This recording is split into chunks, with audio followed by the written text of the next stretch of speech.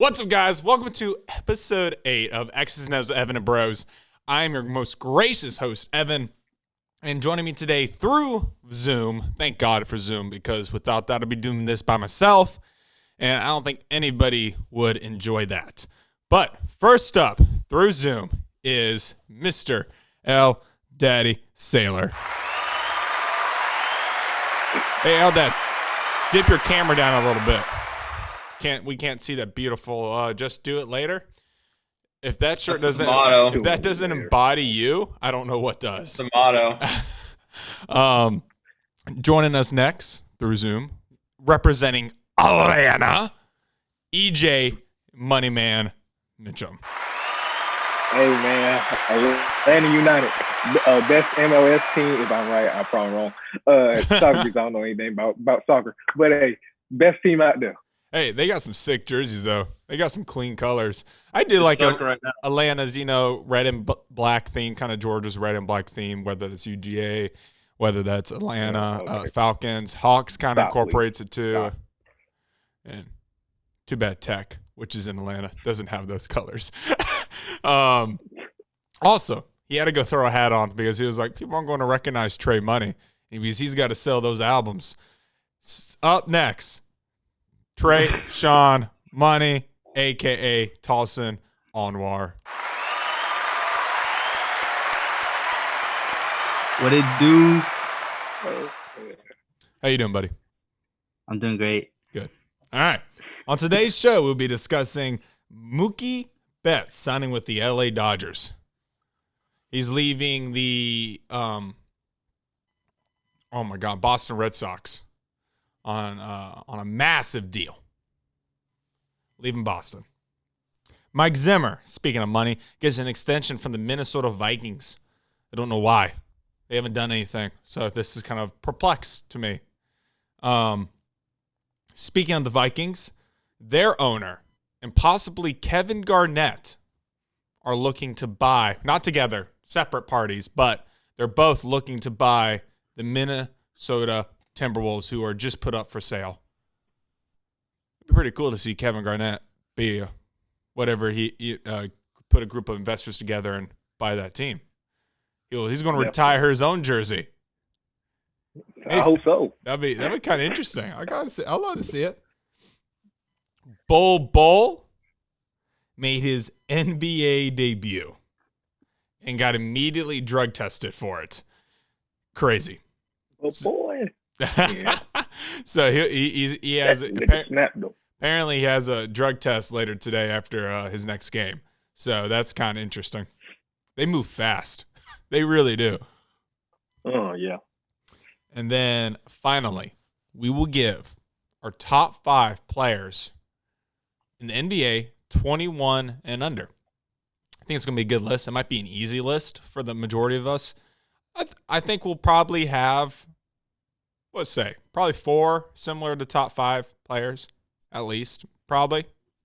Hopefully, right? Maybe. I think so. Now the position might change. I think all of our number ones are, if they're not the same number one, it would be shocking, right? Because we could really only include this guy because he turned 21 this year. So that's the only way he could be on this list. Will we agree? Who knows? But that is why you're here, the audiences and listeners, to find out. And now, no more waiting. Let's hit that sick Trey Money intro. X's and O's. Yeah. With Evan and Bros. Goosebumps every time, y'all. Yeah. Here we go. Okay, it's X's and O's with Evan and Bros. Of course, it's a talk show, man, talking about sports. The one and only Evan Miller, yeah, that's your host, doing analyzing with the side of jokes. Hey, X's and O's with Evan and Bros. X's and O's with Evan and Bros. X's and O's with Evan and Bros. Hey, analyzing with the side of jokes.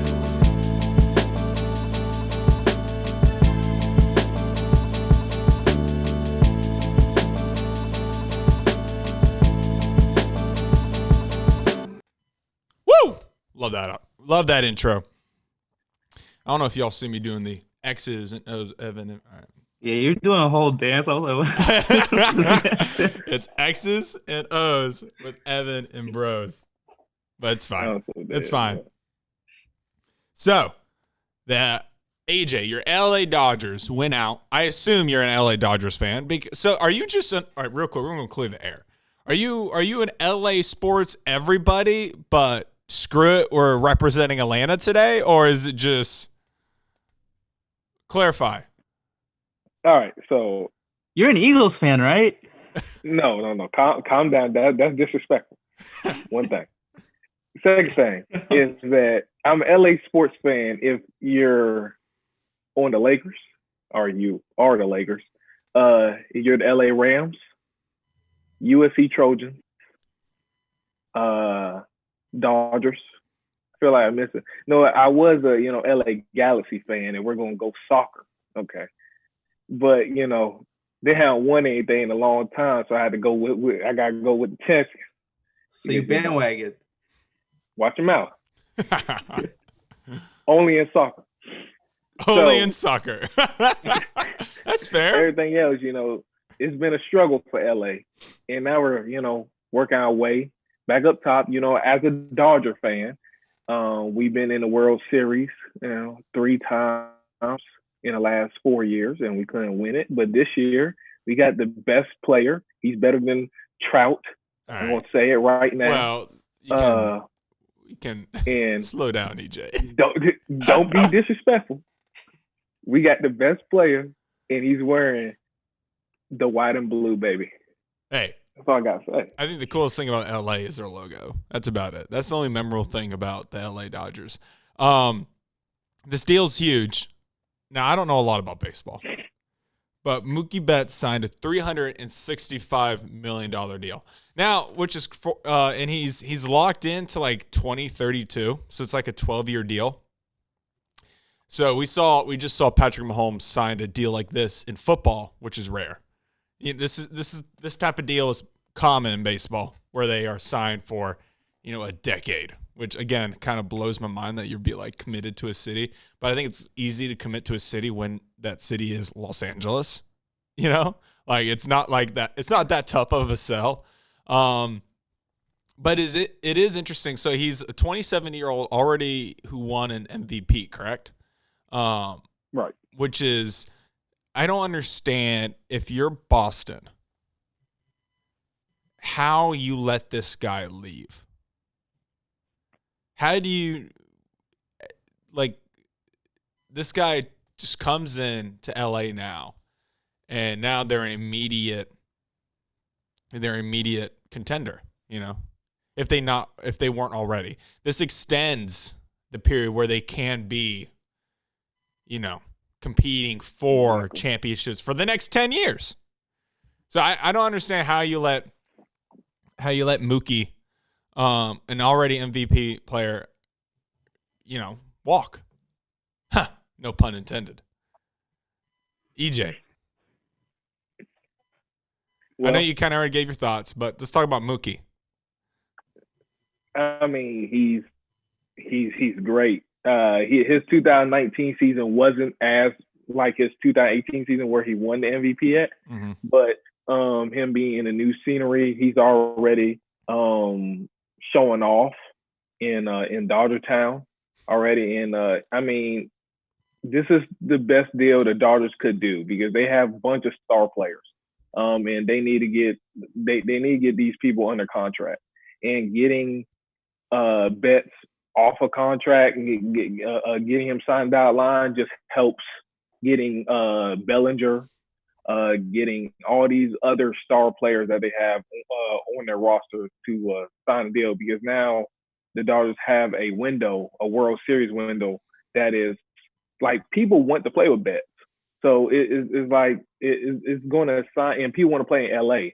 And that's the thing about playing in LA and playing with star players in LA. That's why LeBron James in the Lakers, it all goes out. It all goes through with, playing in LA, nice weather, celebrities are everywhere.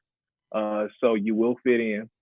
And the Dodgers have a well-oiled machine ready to go. I'm excited. We're the favorites going into this season. I'm hearing that we will face the Yankees. I mean that's the prediction. And if we get a Dodgers and Yankees World Series, that is going to have the most views in a long time of baseball. So I'm excited. The deal was great. Now we just got to sign our other top players. So I think this is an important deal for the Dodgers, just because your cross city rival, the Angels, have Trout. Mm-hmm. That's right. Who is the best player in the MLB? Okay. Now being disrespectful. I don't even watch baseball. But I just hear from people who do, and Trout's just like that. He's going to be a bona fide Hall of Famer when it's all, like he's just that, whatever. So back to Mookie. So the Boston Red Sox traded him after they couldn't get a deal done to the Los Angeles Dodgers. And I'm sure he had some say where he's like, hey, you need to send me here. Or he put out a list, was like, I'll only re-sign with blank, blank, blank, blank, blank, so teams. So I think it's good for the Dodgers to lock this guy up because they do have to compete with the Angels, who do have the face of the MLB, who is Mike Trout.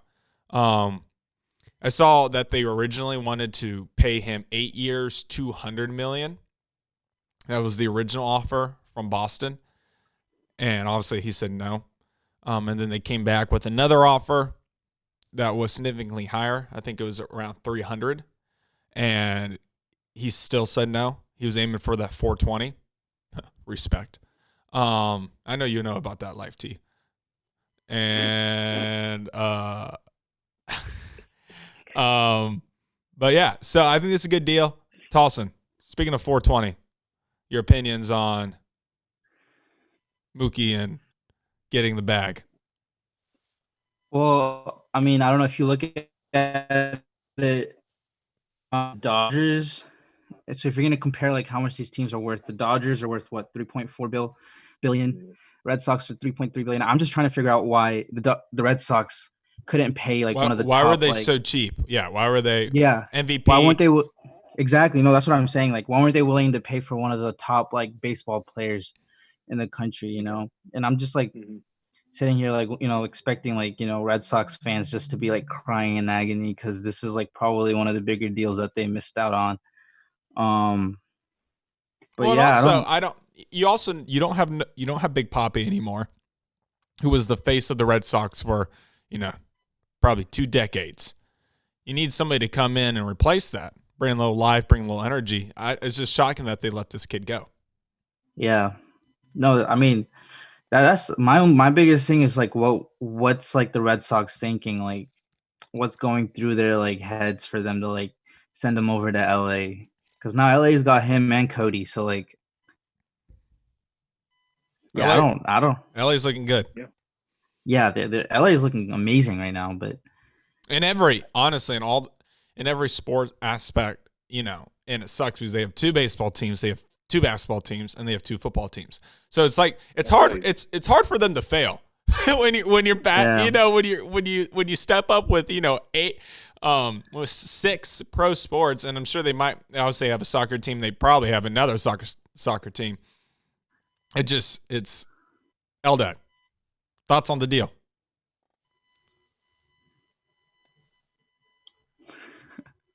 He's frozen in time.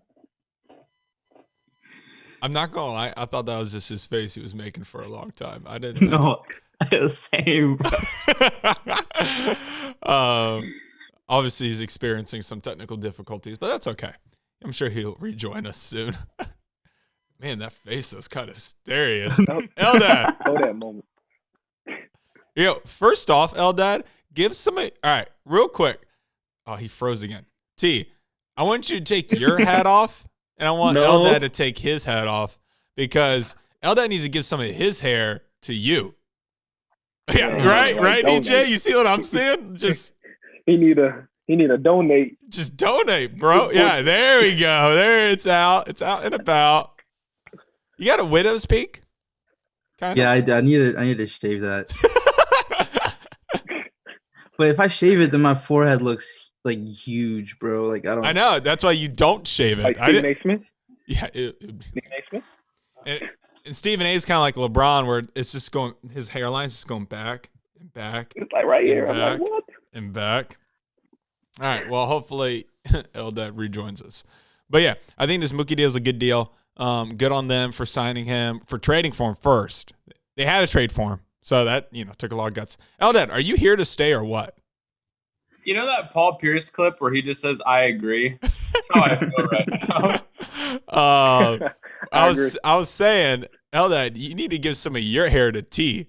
I heard you. Yeah. Donate that. All right. What's your thoughts on Mookie? Mookie? I thought it was a great deal just because the running theme was enjoy him for 60 games, Los Angeles. Like, you traded him, and there's no guarantees re-signing. But now that he's re-signed, he's probably like the second best player in baseball. It's a great deal. I mean, the Dodgers really have no excuse. They probably have the most talented roster in MLB. Yeah, they're the favorites right now, right? I think so. I think it's between them and the Yankees. Yeah. But I think the Yankees already have injuries. Yeah, it's a good deal. They're loaded with talent now. In LA, you need to have talent to shine, to star, Hollywood entertainment and, on the field as well, especially when you have players, competing in other leagues like LeBron James, Anthony Davis, Aaron Donald. So this is a good deal. I think we're all in agreement. Good that they signed him. Good that they traded for him first to be the team to sign him. So no complaints on our end. All right, moving on. Another deal that got done. Mike Zimmer, head coach of the Minnesota Vikings, is staying with the Minnesota Vikings. I mean, duh. He agreed to a contract extension. Let me see if I can find what the numbers are. All right. Well, I can't find it. Mike, he's 64 years old. He was entering his final year of the contract. He is the third winningest coach in the Vikings history. And he will continue, obviously, to improve that record. Most likely. Because the Vikings are a good squad. They are all, he's been putting out, 10 plus wins a season. But with this, he's a defensive guy. He's a run the ball kind. I think he lives on 6 different ranches throughout the year. It's depending where the snow hits. I do think, though, that I don't know. He's probably one of the older coaches in the NFL and kind of going the way the offenses are going the way these teams are being built. And the lack of quarterback play from the Minnesota Vikings. I don't know if you can put it on him, but they've had poor quarterback play arguably for a while now. They've kind of had, I agree. Outside, and that's pretty much been the missing piece. I think we all agree that the quarterback is kind of what's been, not producing. And now I loved it when they had Teddy Bridgewater. I wish he stayed, but he also had that devastating knee injury in practice. And so, it's hard for them to put a lot of faith in a guy like that after that. And obviously Teddy's proven them wrong. And I hope he continues to do that with the Carolina Panthers. But with Mike, he's one of the older coaches in the league. Yes, he has a track record of doing very well recently, having strong defenses and consistently putting out 10-win seasons. But Jason Garrett was batting 500. Yes, Vikings have had better postseason success than the Cowboys, but still, the way these offenses are going, I don't know if I would have dedicated this much time of my franchise to, one, a defensive coach who Mike Zimmer is. He's a defensive head first, which is you can hire a head coach as your defensive head. Look at Bill Belichick. The dude gets championships. But we just watched Kansas City, basically dominate the league. They score. Sean McVay scores. Arizona, I think, could be on the rise over there with Cliff. It'd be interesting to see what they do with DeAndre Hopkins. It's going to be fun to watch. I don't know. I feel like this is a safe move for Minnesota. And again, I'm not mad at it because I know they're probably going to knock out 10 wins.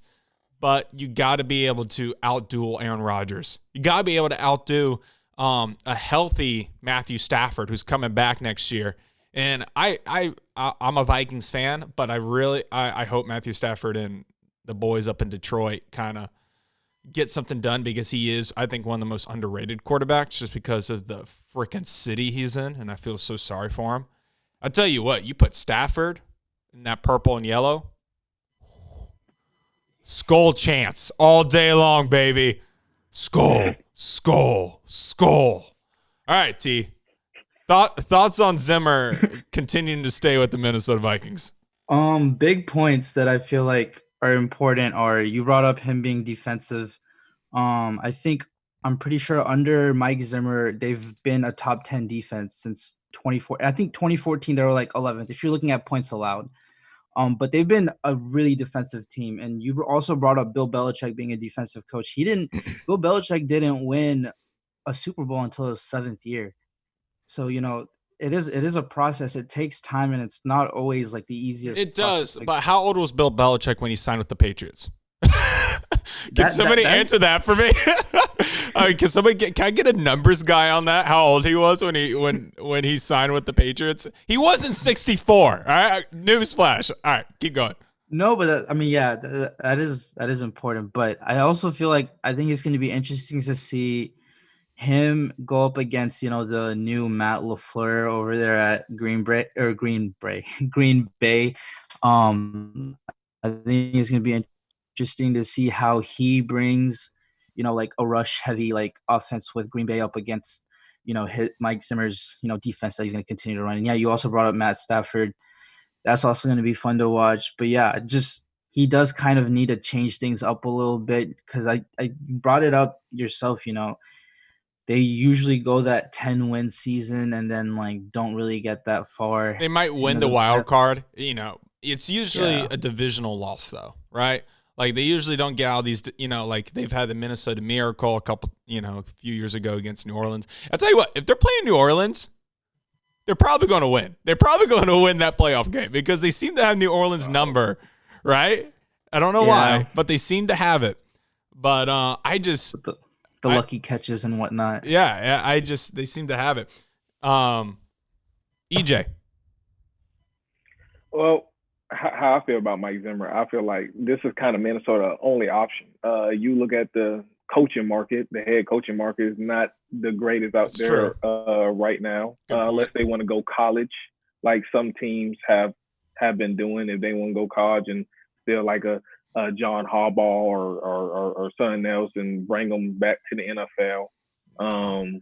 Or is it Jim? John or Jim? You know what? I get them both confused. Anyway. I do too. And I love the one in Baltimore. I hate the one in Michigan. I don't know. I can't tell you that.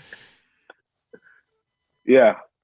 So I think Mike Zimmer is kind of their best option right now. I do agree. Kirk Cousins, he's not terrible. His stats are pretty decent. You're right. That's his whole narrative of his entire career, though. Yeah. Yeah. He's a good quarterback, but the problem with the Vikings is when the big play comes, can they make the big play? Can someone make the big play? And that's a lot of NFL teams. Like the 49ers were one play away, and they could have won the Super Bowl against the Kansas City Chiefs, in my opinion.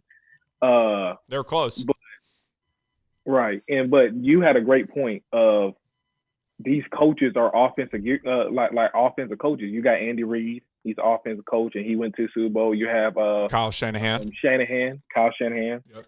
offensive coach. And you have all these offensive coaches, Cliff, who I think the Cardinals, man. I mean, that's in my Los Angeles Rams division. I was going to say, I think the Cardinals is going to play some good football. If they weren't in the NFC West with obviously 49ers and the Seahawks, Rams, I'm sorry, buddy, but I love Aaron Donald. He's my boy, but I'm so sorry. That could see a division where you see, the lowest record is like an 8-8. They all are competing for, it could come down to the wire. 8-8 would win you the NFC East. I'll tell you that. Well, it's because they're all competitive, and that's what I'm saying. There's a possibility where you could see a lot of these teams in the NFC West, keep playing ball. All right, EJ, continue for your point. Yeah, and what Mike Zimmer you said was 64 years old, and 64. Andy Reid is 62, right? Bill Belichick is 68, but Bill Belichick got how many championships, right? And I mean, I don't think age matters, right? But if I'm a Vikings owner, GM, I think Mike Zimmer is definitely the best option at this time. The Vikings have been a decent football team, and they're really one play away. Like, the Vikings could represent the NFC. They got a great running back, Davin Cook. I love Davin Cook. Actually, he won my fantasy league last year. So, I'm going to hopefully draft him again because the Vikings are still going to be a ground and pound type football team. They will be. Yeah. But I'm going to cut off so Eldad can go ahead. Right. But before he cuts off again. Eldad, while you're with us right now? I think EJ hit it on the head. It's definitely a move that locks in their floor. Oh, we were so close. I was a minute. Oh, we were so close. So I think, as Eldad was trying to eloquently put, he's right. It does lock in their floor, right? Their floor is going to be that 10-win season, most likely a playoff seed, whether that is a 5th seed, or locking in that 3rd, 4th. Pretty much probably 3, 4 through 6. So he's right. Locks in their floor. They're going to be competitive. But the way I see it on their defensive side, they have all the talent in the world on the defensive side of the ball. I don't think they need a defensive coach to have that talent. It's like the 49ers, right? Their head coach, or like Sean McVay when they had their run, when they had their Super Bowl run. Sean McVay, they had so much talent on the defensive side of the ball, he just lets those boys go play defense. And then he just is in control of the offense the entire time. Eldad, real quick. It locks in their floor and their ceiling. I said it for you. I said it for you. All right. I agree. We're going to take a quick break. Those are the first part of our show. Thank you guys for joining us so far. Hope you're enjoying it. We'll be right back. Hey guys, take this moment to like and subscribe. And also follow us on the Instagram and Twitter at Curbside Entertainment and at Curbside Network, respectively. You can also find us on Spreaker, Apple Podcasts, and Spotify. What's up, guys? Welcome back to X's and O's of Evan Bros. Surprise! Eldad's joining me in studio because his internet was ass. No, you should have done the womp, womp, womp. Too late. I said just do it later. It's the motto. Show up later. Oh, my God. Yeah, well, hopefully. Can you take the mask off? There he is. So upset. There he is. Let's hear you. Let's hear your. Howdy. A little louder. Howdy. There you go. All right.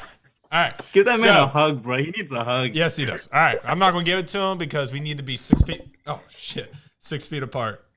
Okay. So the Minnesota Vikings owner and Kevin Garnett and probably a lot of other several parties are looking to buy the Timberwolves, who were just put on sale.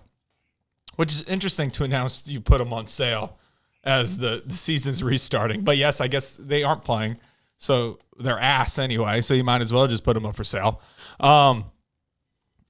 What do we think about the possibility of Kevin Garnett owning a NBA team? He will obviously own it with a group of other individuals, so it'll be interesting to see who he's who he possibly could be partnering with. Maybe he gets Ray Allen, Paul Pierce back together, and all three of them pitch in. Ray Allen hates them. Well, no, they hate Ray Allen. I don't know if Ray Allen hates. I think it goes both ways. You think it goes both ways now? But so it'd be cool to see Kevin Garnett, formerly of the Minnesota Timberwolves, future Hall of Famer, own his franchise that he had so much of his, obviously not championship success, but his career stat. I think of him, number 21, Timberwolves. Yes, number 9 won the chip with the Celtics, but that's obviously later in his career. His main impact when he was dominant as a power forward was with the Timberwolves. So it's kind of poetic. So I think it'll be. I'm looking forward to see it. It'll be interesting to see who he releases, who he's partnering with to buy the team. But Eldad, since you're in the studio with me and you finally get to say something with your internet, not screw it up. Thoughts on Kevin Garnett possibly owning the Minnesota Timberwolves? And does this lift the curse and like give them a chance to actually compete in the league? No. Okay, no. I don't think anything can lift the curse over that franchise. But I didn't even know they were on sale until the Bleacher Report notification that said KG wants to buy the Wolves. Yeah. It came out of nowhere. Yeah. But and you were probably like, cool, I want to buy the Wolves too. it's like, sure. I was like, I'm fine with that. yeah. Yeah, EJ, you want to buy the Wolves? I mean, Hey, man, I would love to own an NBA team. yeah, that's the dream, isn't it? Yeah. Keep going. That's a good. I mean, they're a really young team. They could improve in value a lot. I would really like to see KG own the team. It's kind of weird. There aren't that many NBA players that do own teams. It's just Michael Jordan. I'm about to say just one. Yeah. Well, like none are even like part-time owners. Well, and also, but Or not it's part-time. very expensive. I think the owner is selling it around the $2 billion mark. Well, I'm sure KG is going to be like one of those 1%. Well, yeah, investors, he would be like, a yeah. minority owner. It's not like Yeah. he's going to be. It's like how a lot of these athletes own soccer teams, or they own like a stake in the team. It's not like they're going to be the. It's not like Michael Jordan owns the Charlotte team. Are we sure? I kind of feel like think he does. I think he does. he owns it. Yeah. I think that's his Yeah, team. I think he's majority I think there. he's No, outright. Yeah. no, I know. That's what I was saying. Oh, like KG won't do that. Yeah. I know he's the owner. I know he's the face of the franchise. He's the daddy of multiple franchises. Actually, a little side note. Did y'all see that the Pistons put the Jumpman logo on their jerseys and people are pissed? He took it personal. He did it. That is He took their hilarious. franchise. That is hilarious. Like a lot of Pistons fans. Did y'all see that? Yeah. I just think it's funny how things come full circle. You know, when you own a brand so much that you can put it on a jersey's logo like that and piss people off. Yeah, it's hilarious. And also I want to know how because doesn't Nike have the deal with NBA? Well, yeah, but Jordan's like, I you guess know. is off brand of Nike. And they're only doing like the statement jerseys, I think, Mm. or like the city, whatever weird which jersey. is even more fitting. It'd be funny if they put it on like the alternate like classics uniforms. That would be funny. But back on Kevin Garnett owning the Minnesota Timberwolves. Tahsin. Well, I think it's funny considering Kevin Garnett and Glenn Taylor's relationship. I know there isn't much there, but he in the past had said there that is not much there. but he did say, "I don't do business with snake mother effers." About Glenn Taylor. Hey, It's thank you for funny- keeping it clean. This is for you, Sam.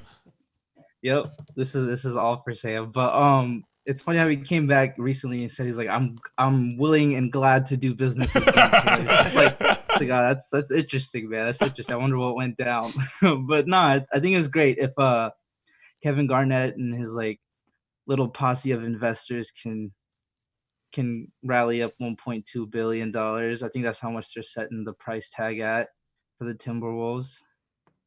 Yeah. I just wanted to bring up the little beef that they had. Little I don't even history? think I'm pretty sure he said that, and Glenn Taylor was like, "All right, like I'm gonna put this team up for sale in a couple years or so and see what he has to say about that then." But like, I'm pretty much willing to bet that he's gonna retire his own jersey within this time too, though.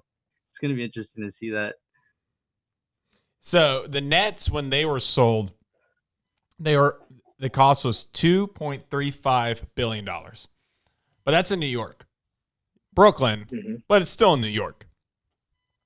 How much did you say was for he was looking? 1.2 billion. What did the Clippers sell for? It was like 2 and Ballmer paid in cash. Yeah, I'm paid in cash. So I think these franchises are worth it.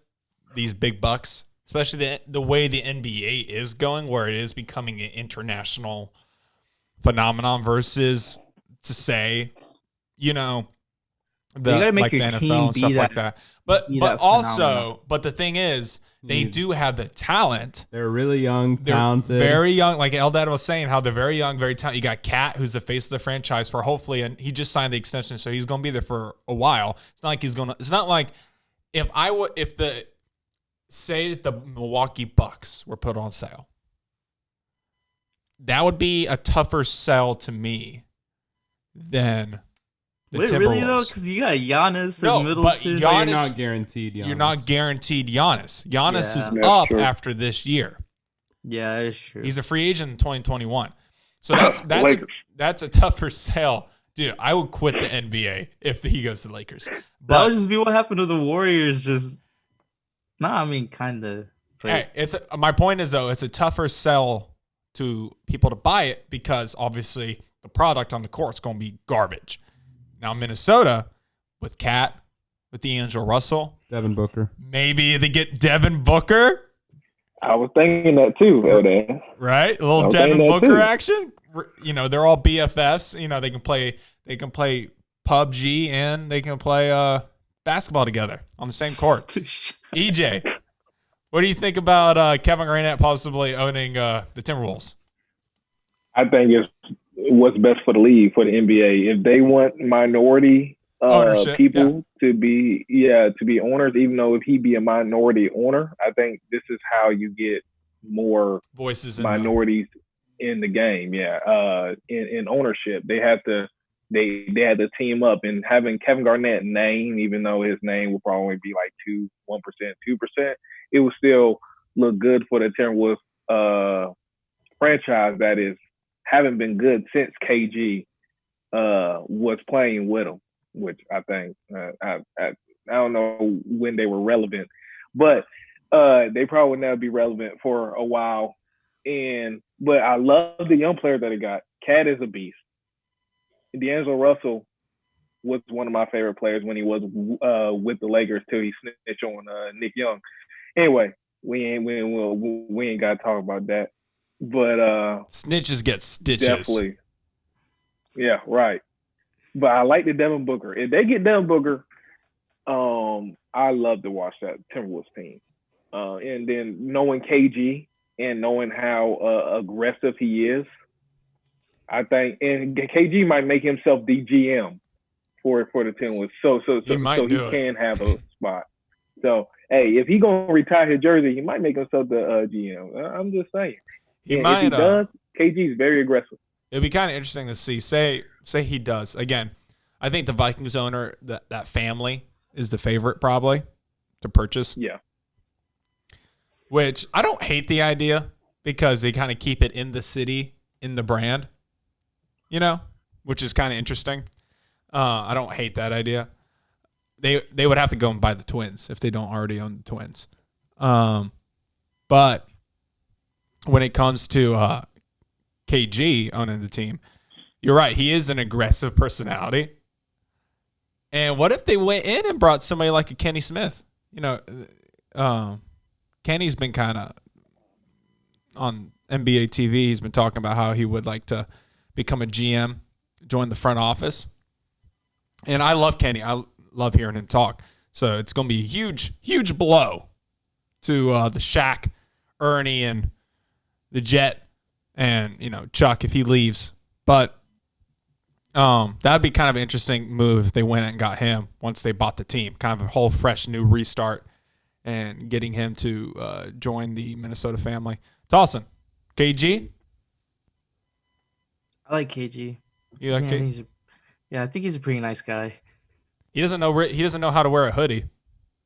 It's like Bill Belichick. Yeah, it is like Bill Belichick, I guess. What do you think about him possibly owning the Timberwolves? No, I think it's Did he already Eldad, go? can you stop looking at me? That's like what I thought. I thought he already go. spoke. But my bad. I was lost in EJ's eyes. So I got lost in Eldad's eyes. what kind of show did it just turn into?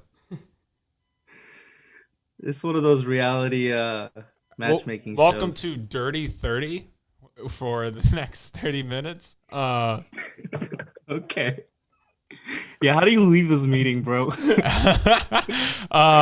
the leave button? All right, moving on. Staying in the NBA range. They restarted. NBA's back, y'all. Scrimmages.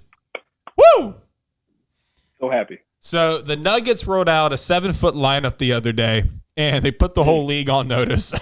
Jokic is out there playing the one. They have a man by the name of Bol Bol playing the 3. Rookie Bol Bol made his NBA debut in the scrimmage the other day, yesterday to be in fact, and the dude put up 16, 10, and 6 blocks. Mm-hmm. Basically a triple-double, almost there. And I don't know his minute count, but he probably could have gotten a triple-double if they played his minutes. I don't know if this 7-foot lineup makes sense because Murray will come back. They'll have pieces come back. So, but I tell you what, Bol Bol looked pretty great. It's funny that he's getting drug tested now today after performing the way he did. I think I don't know, similar with the way Zion's body is. I think Bol Bol needs to add a lot of weight if he wants to sustain, this level of play. But he looked freaking fantastic. Blocking mid-rangers, taking the ball down the court, splashing it in the guy's face. The dude looked good. We'll go to EJ first. Yeah. We're doing a Bol Bol. This Nuggets lineup of 7-footers. Hey, you know what? I'm glad the NBA is back, and I'm glad the Denver Nuggets try something new. Yeah, it's fun. Other teams wouldn't try. I mean, putting your starting center at a point guard. The last time I saw that was Magic Johnson, and he was still a point guard at 6'10". But I think I saw something on Twitter about the Rockets owner or GM put some because he's all about small ball. Daryl Morey. And when the Nuggets, Daryl Morey. And if the Rockets, I would love to see the Rockets small ball versus the Nuggets monster ball. Yeah, is what they're going to call it. Well, it's literally Space Jam, right? Like these, pretty much. Damn. Yeah, keep going. Sorry. I mean, the man looking like, I don't think he needs to get bigger. Like, I understand to withstand the NBA, you might need to get a little stronger than that. But KD is still, to me, like slinky, small. But I think he can play that way. KD, Slim Reaper, plays the 3 though, and they were playing him at the 3. If they would like Bol Bol to eventually play the 5, or the 4, or even the 4, he's got, because I know when Porzingis came into the league, he was thin. He wasn't, and over the past year post ACL surgery, dude's yoked now. At least he, some of his workout things he posts is dude's huge. So hopefully he can, he's young. Trainers are going to get to him anyway, and they will add muscle. So I'm not worried about that. You just hope that his game doesn't changes because he has that factor where he's just like, I'm just going to freaking shoot it. I don't care where I'm on the court. I don't care if it's off the ball. If I have the ball in my hands, I'm letting it fly. Tahsin. Bol Bol's crazy. He's 7'8" wingspan. I don't know. Like, imagine just being like this, like all-star athlete growing up, made it to the NBA. You're like 6'5", and now you can't even shoot like 6 feet within this man. Like, yeah, he was doing it to him yesterday. Yeah, like people are releasing their shots, and he's still blocking them, like from like still a distance. Like, that's crazy. And he's got a good shot too. And I think EJ brought up a good point. Like, it's not completely necessary for him to add on this weight, even though like it'll probably happen just because of what the trainers do. But he's still like putting out like a show based off like the highlights that I've seen. Right. So I'm really excited to see where Bol Bol will take his career for sure. If he could like he did this in high school. Yeah. He was a beast in high school, and he was like a top 5 player in high school. And then when he was at Oregon, when he played his like 9 games in Oregon, he was balling. He was balling. Yeah. I'm not taking away that he can't ball, because I think he can. Bol Bol can ball, but what I'm saying is I just don't know if his body can maintain. And you know what's honestly impressive about that he is a very good shooter for. That wingspan makes it way more difficult for him to shoot the ball. That's why you see a lot of times like centers or whatever can't really shoot free throws because their wingspans. Like DeAndre Jordan looks like he's having issues when he shoots. But so that's why it makes it so much it's so much more impressive to see him launch it at a successful rate. And he was balling out Oregon during his time. So it'll be Eldad, what do you think about, Bol Bol and his future and how he can fit on this Nuggets team who do have Jokic and Murray will come back, and they have a lot of, I think Paul Millsap might be leaving in the free agency, which is a possibility. So maybe that rooms up a spot. But you also got my boy Michael Carter Jr., who's waiting in the wings, hopefully come back healthy and be a dynamic scorer. Like you roll him out 6'10". You got Bol Bol's over 7 foot. You got Jokic 7 foot. You got Plumlee coming off the bench probably. Jameer Grant, if you keep him. Like the lineup. I definitely think he's not a 5 long term, especially not in their plans. So what, the 4? A 3-4. I'd rather him play the. I just saw. I just see Kawhi putting him on skates. I just see LeBron blowing past him. I just don't think that quick, explosive lateral movement to play the 3 is there. Now, maybe I'm wrong. I agree with that. That's probably why long term he's more of a 4 with the way the league's going, because you do have these smaller 4s that can't really bully him, and then there's not really a lot of 4s in this league that'll take him off the dribble, even if they are smaller. There's not. Wasn't Tatum playing the 4? Yeah, but he would never be guarding Tatum regardless. Like, even if he was playing the 4, they'd put like Millsap on him, or would he guard Gordon Hayward? Yeah. Well, I mean, the Celtics are like the worst possible matchup for him. I mean, well, that was the one the Celtics are a weird team. It's like with the Rockets too. I mean, I would say it's just the league's all about matchups, but the league is going to a wing centric position where it's like wings and forwards, right? Where your guys from like 6'6" to like 6'9", maybe 6'10". Like, these are the guys who are dominating the league because they're fluid in their positions. They can play basically 1 through 4. Now the Houston Rockets are trying to play 1 through 5, which I think in the end is going to hurt them. But so I find it hard. I just don't see. And again, he can always add this to his game. I think he's pretty quick laterally right now, though. Like, on offense, he moves really smoothly. Plus, he doesn't have to be this like elite like lateral athlete just because he can extend his arms like 8 feet. True, that's right. He can, because if he goes this way, or vertical. What are you doing? What are you doing?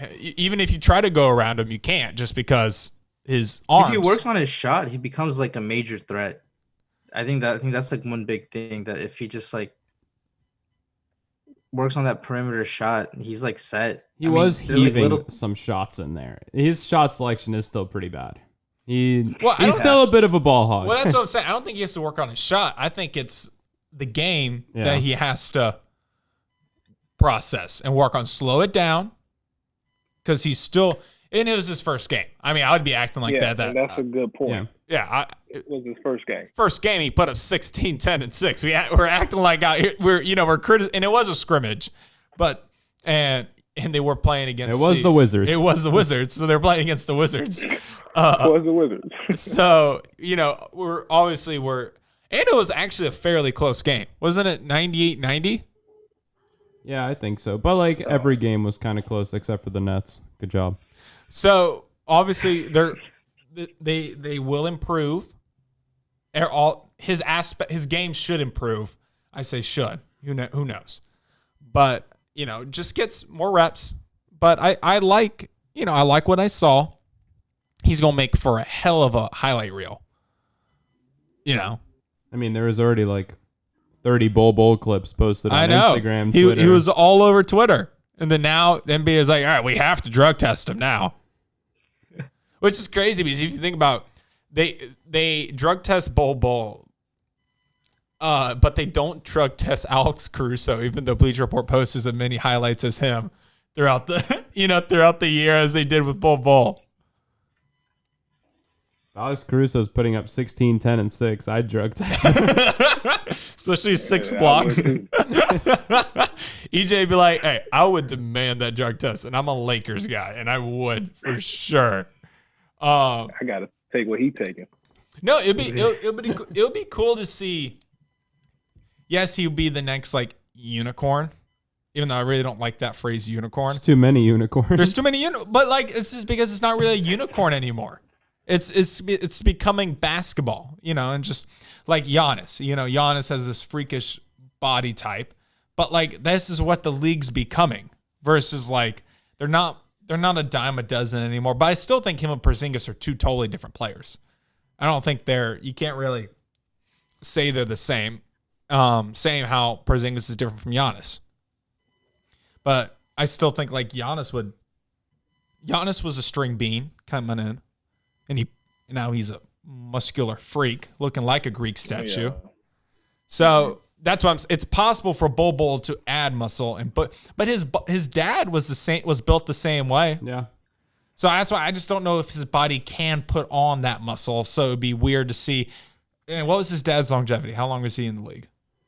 His dad's a weird case because he technically came into the league when he was 23 and retired at like 32-ish, I think. But there's a lot of reports that they just completely made up the birthday.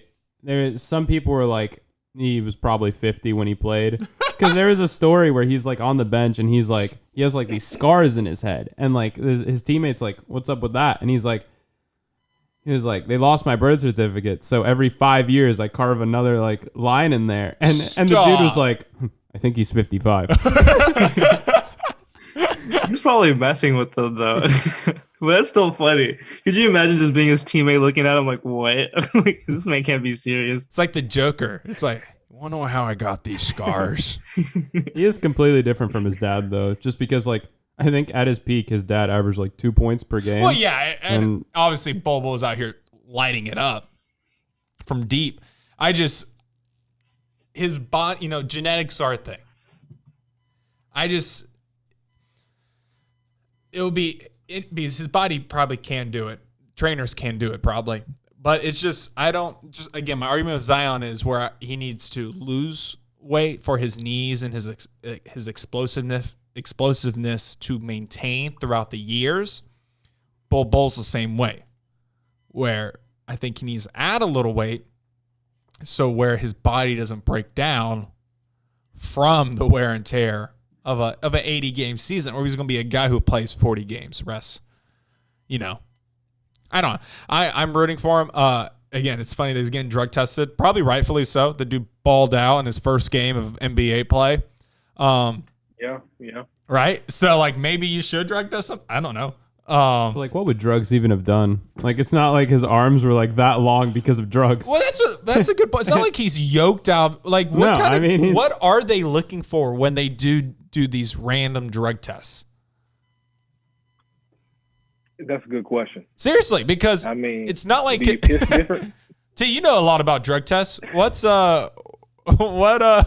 could they possibly be looking for? I want to leave. I want to go. Take my rides here. I mean, yeah, if that piss has a high specific density, then he's smoking for sure. I'll tell you that. Well, he might be smoking, but he's definitely not munching because he is as thin as you can be. Found that. That was pretty good. Where's the drum? Yeah, that's what I'm talking about. Oh my god. Hey, we got comedy in the show, not just sports. But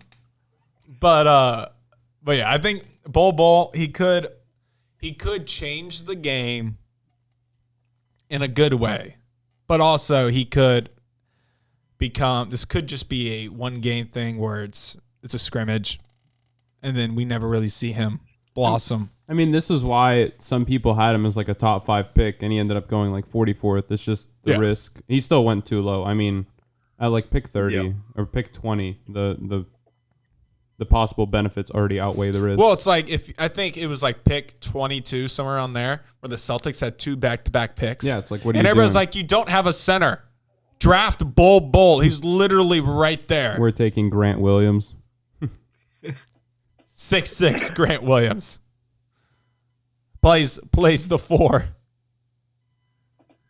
Nothing wrong with Grant Williams, great college player, but I don't think he's not the specimen that Bol Bol is. That's for sure.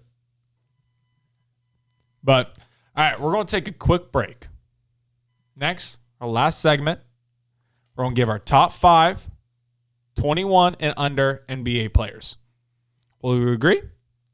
Who knows? That's why you're here. Viewers and listeners to find out. We'll be right back. Hey guys, take this moment to like and subscribe, and also follow us on Instagram and Twitter at Curbside Entertainment and Curbside Network, respectively. You can also find us on Spreaker, Apple Podcasts, and Spotify. What's up, guys? Welcome to X's Knows Evan and Bros. I am your host, Evan. Joining me through Zoom is Mr. Tahsin Anwar, EJ Mitchem, and Eldad Sailor. So, you know, we like to do a little top 5 around here, especially on a Feel Good Friday. So, wait, it's Friday. It's Friday. No, it's not Friday. Yo, T, when does this episode air? On Thursday. No. On Friday. Yeah. All right, so we got our top 5 NBA players, 21 and under. So some of these players might be able to have a brewski with you. Some of them probably won't be able to. So we're going to each give our 5th player, and then we go up like that. We'll see if we agree. We'll see if we disagree. Some of us might have them higher. Some of us might not have them in the list at all. We'll see. We'll explain our reasoning. If somebody has them higher, we'll keep it short. Then that person can also explain their reasoning as well. So I'll lead off. And I think my 5th player is probably on everybody's list. If he might be too low for some of y'all, but I think he's just right for me. My 5th player, 21 and under in the NBA, who will probably be number 1 on this list in next year, who knows, is Mr.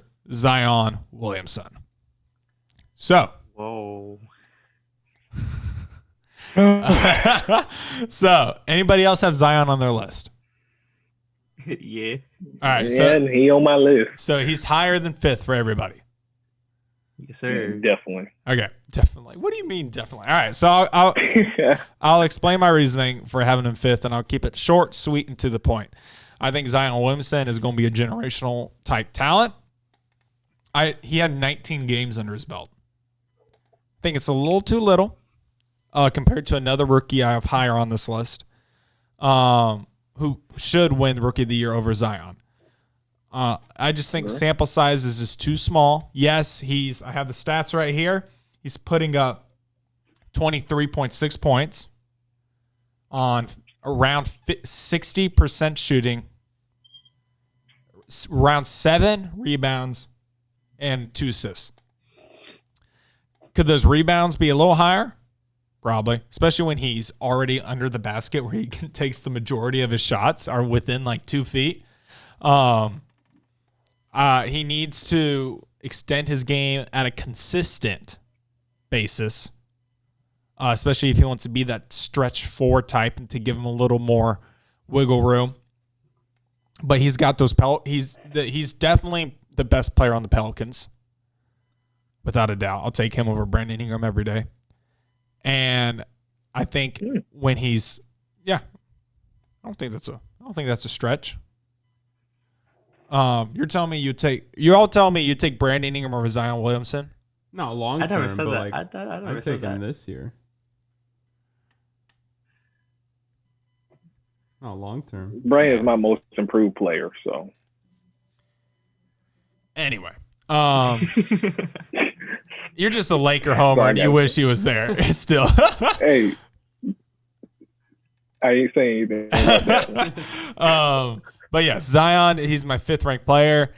I think he's going to be obviously a generational type talent. He probably will win an MVP in the next 7 years, 10 years, something like that. Probably multiple. But right now, the sample size is just too little, 19 games. Hopefully he comes back and dominates in the league because I am a huge Zion fan, like everybody. And he seems like a genuinely like just a kid. He's around our age. So it's fun seeing somebody like that, have fun and really enjoy, their job. And so, when the NBA hit a pause, he was the first to be like, hey, I'm going to donate my salary to all the employees of this, who work for the Pelicans, which is one, why is he doing that? why is it not, and especially when he's not even like the highest on the payroll when it comes to the Pelicans, but that just shows his character and what he stands for. So I'm happy for him. Obviously y'all have him higher on your list, but sample size is the reason why. And also bias is the reason why he's not at least 4 on my list.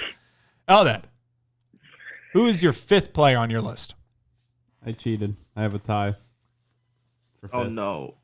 I couldn't determine between 5th and 6th. It's Jaren and Ayton. Okay, and so we're going to press in this and say Ayton turns 22 today. Happy birthday. Happy birthday, DeAndre Ayton. When I mean today, I mean birthday. Thursday. So by the release of this episode, it will be Friday. But he does turn 22 on the 23rd. We are including Ayton on this list because I don't know the time he turned. So hopefully we're still filming this. He has not had his official birthday yet. But Ayton is, well, like I was born at 3:31. So I'm not saying I didn't turn 23 till 3:31 p.m. on the 18th. So just make sure you release the show on on the podcast. Well, it would still release on Friday, which is still 24 hours after Thursday, Tahsin. So it doesn't matter. Anyway, we are including Ayton on this list. Ayton is on my list. Anybody else have Ayton on their list? Or Jaren. I mean, we putting him on the list. He's on my list too. He will count. He does count to be on the list. Yeah, he's definitely on my list. So he is on EJ's list. Tahsin, do you have Ayton on your list? Or Jaren? I wasn't aware of this birth certificate issue. So actually, there's been a birth certificate issue with DeAndre Ayton for actually like 3 years now. Yeah. But that's beside the point. Ever since he went into Arizona. I mean, I guess he is now. What? All right. So he's on your list. Do you guys have him as your 5th player? He's my 5th player then, yeah. Okay. He's my 5th player as well. Sweet. Okay, so y'all can gush over DeAndre Ayton, and you can also gush over Jaren. Go ahead. It's it was very hard for me to determine which one I wanted to put on the list, just because they offer such different things. Like Jaren's an elite interior defender, which Aiden's pretty good at now. I've been really impressed with his defense, but Jaren's like a 40-something% 3-point shooter. It's a really, really weird shot, but it goes in. His weaknesses are like he fouls way too much. He might foul. He only plays like 28 minutes a game because he can't stop fouling, and then rebounding. And those are really his only two weaknesses. And then Aiton's would be he's not much of a shooter, and then his defense is weaker than Jaren's, even though it's not bad. So I don't think you could go wrong with either of them. If I was building a team, I would go Jaren just because I think he more fits where the NBA is going. But they're tied for fifth for me. And I mean, I think the players on the list above them are just better. Well, Yeah. Which says a lot about the list, because those are two pretty good players. listen, I can't talk enough about the 2018 class. It's going to be. I do think it's going to be all time. Tahsin, what do you think about your fifth player, DeAndre Ayton? Well, yeah, I mean, for all the same reasons that Eldad mentioned, I was also looking at Marvin Bagley, even though like he's injured. But yeah, Now. he was kind of out. He was kind of out of it. I mean, I guess because same reason that Eldad mentioned, you got the other five players are just so much better. And then also like I know like this is like SEC bias, but Colin Sexton, he's a good shooter. He's definitely good at putting points up, but he's got to work on that passing game. He's got to work on that defense. That defense is shockingly bad. Young Bull. Yeah, if he works on that defense, I think he has like a good like stance in his like I guess NBA career. But yeah, for the most part, for the same reasons that Eldad mentioned, like DeAndre Ayton, number 5 player on my list. EJ, same reasons? Yeah, same reason. If his name is not LaMelo Ball, you know what I'm saying? Then you made my top 5. Anyway, Ayton, yeah, it's hard to pick between two. I think Ayton had a really good season starting off, and we will see how he will play during this bubble.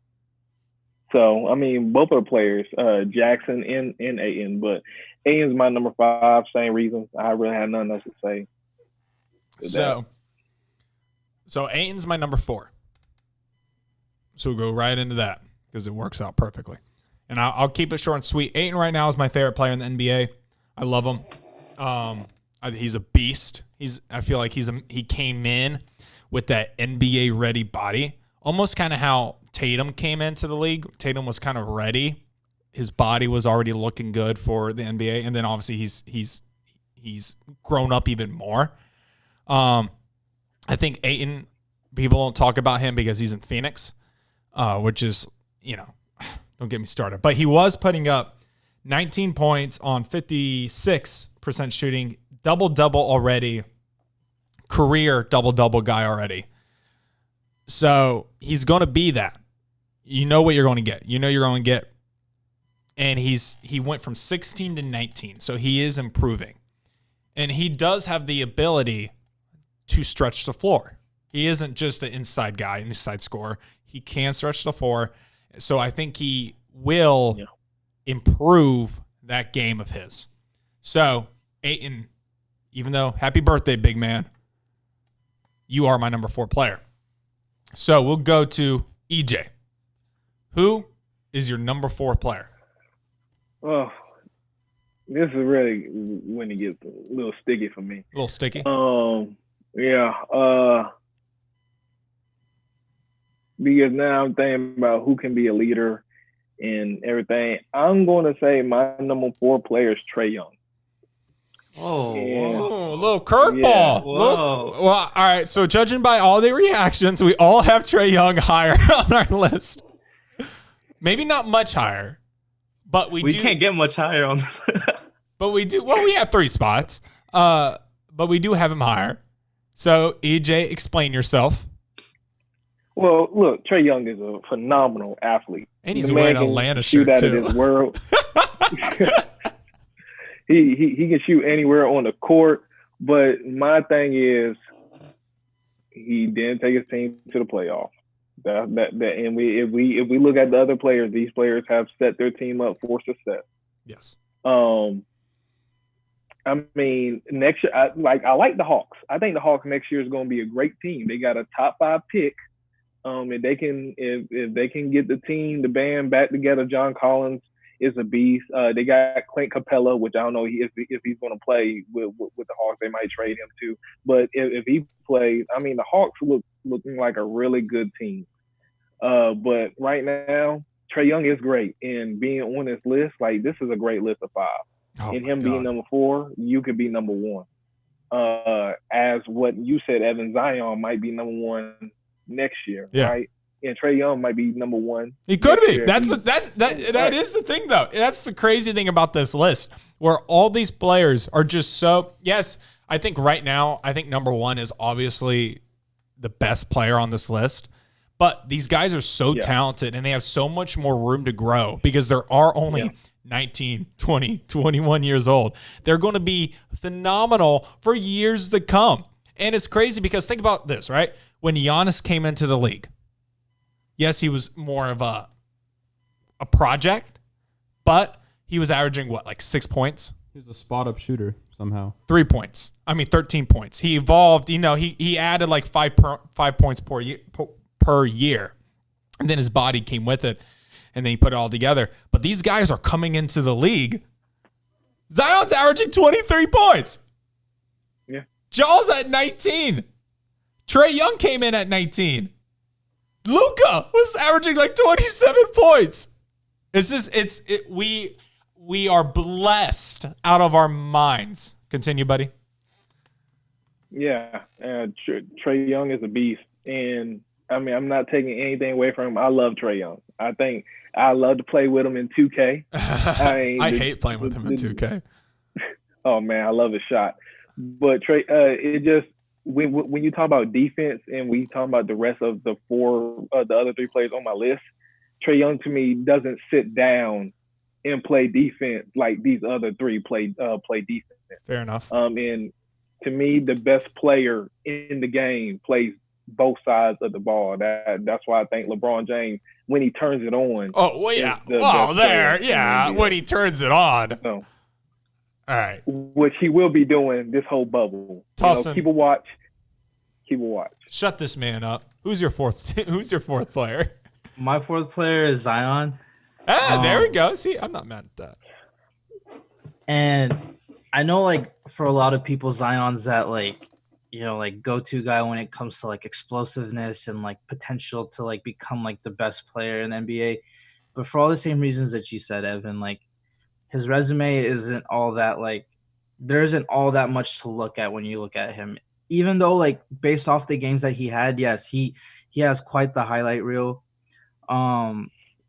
He put up some crazy statistics based off of what I know when it comes to like the amount of minutes that he played and like the points that he had. I remember I watched one game when he was going back to back to back with 3-pointers, and you never expect Zion to hit. Yeah, it was like his first game. He hit like 4 3-pointers back to back to back. It was crazy to watch. That's the thing. The man is hype, and that's all he brings. Is not all he brings, but he brings a lot of hype. Is what I meant. Poor wording, my bad. But he brings a lot of hype, and people will like be willing to watch a game. They won't even know what's going on, and they just know that Zion's on, and they'll be like, all right, like I want to see that man go off. But yeah, the only reason he's number 4 for me is because the other 3 players just have like a crazy resume, in my opinion. Yeah. Okay. Ain't nothing wrong with that. That's fair. Yeah. That's the main. Eldad? I have Ja at 4. Okay. He's the rookie of the year, no doubt. Well, then what are you doing? What are you doing? Zion's a better player. I don't care. It's like when Malcolm Brogdon won. True. It's like when Malcolm Brogdon won Rookie of the Year, and the candidates were Embiid, Dario Saric, and Brogdon. It was Embiid played like 20 games, but man, did he look good. But he didn't win it because he played 20 games. I love Ja. Zion's 3 for me. So I mean, I could see them being interchangeable. I just think Zion's so much better of a player. I think if he had played the entire season, Rookie of the Year wouldn't even be a debate. This Pelicans team lost like 11 games in December, and they're somehow still fighting for the playoffs. And it's literally just because as soon as Zion came in, that team changed. And that's my argument too. Yeah. All right. So Jaw is sick. Go with your third player. Jaw way. Take us away with your Zion? third player. I mean, what else is there to say? Zion. His defense somehow isn't as good as it should be. He's actually been a pretty iffy defender, but man, his offense has been unreal. Not even unreal. He's shooting in the middle of the, under the basket. 60%, man. Aiton's shooting under the basket too, and he's at 56. I mean, did you see what Yeah, but Zion did to percentages are just Kuzma? like, and Aiden played more games. Hey, Not watch many him out. more games. Not many more games. But he also isn't scoring as much as Zion, so that's fair. I'll give you that. Zion should be rebounding way more too. There's no reason he should be averaging 6 boards a game. Well, it's also, I think the 6'6" thing's coming in factor. And I think he's exerting a lot of energy.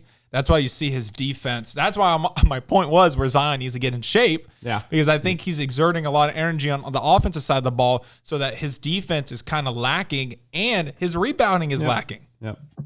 But, so he's your third player. Yeah, I just think he's going to be so good, and he already is just impossibly good. The numbers he put up in those games are unreal for a rookie. Me and Trey already had Zion. I had fifth. You had fourth. EJ, is he your third best player? Zion, he's not. This person's going to win Rookie of the Year this year, but Zion's better than him. Ja. So Ja's your third and Ja player. to me, yeah, Ja's my 3. I think he's better than Trae Young because I think he's just a better leader. So you would than take, Trae Young. right now, you would take Ja over Trey if you were like drafting. Yes, I would take Ja over Trae. It'd be hard. I would love both of them, but if I'm looking for someone I was that debating. took the Memphis Grizzlies from nowhere, Well, it's, let's think about hard. what Memphis Grizzlies was last year. Were they good? They were, I think, the worst team in the NBA. They were trash. And John Morant came, who was amazing in college. Like, let's not get Trey was amazing in college too, but Ja went to a college where people never heard of, Murray. right? And now he's here in Murray, which is across the street from my university. Anyway,